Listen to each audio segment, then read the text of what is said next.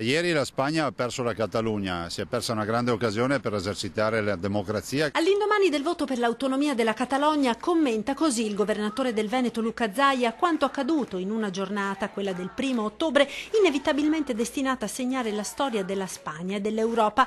Da un lato le file di persone in coda fin dalle prime ore del mattino per votare, le famiglie, gli anziani, i giovani che fianco a fianco hanno voluto essere presenti e dire la propria sull'indipendenza della Catalogna, dall'altro i seggi chiusi, le violenze, le manganellate, gli 800 feriti, le cariche della Guardia Civile con l'ordine di fermare a qualsiasi costo un voto dichiarato illegale.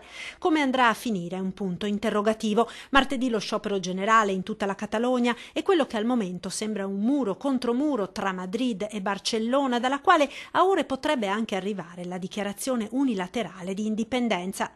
Intanto quanto accaduto in Catalogna finisce per infiammare il dibattito in Veneto a 3 settimane dal referendum sull'autonomia, per quanto ben diversa sia la natura della consultazione. Il referendum dei Veneti è un referendum rispettoso della legge, in linea con la Costituzione, prova ne sia che noi facciamo questo referendum in virtù di una sentenza della Corte Costituzionale. Chi dice che il referendum non serve evidentemente non ha mai letto la Costituzione.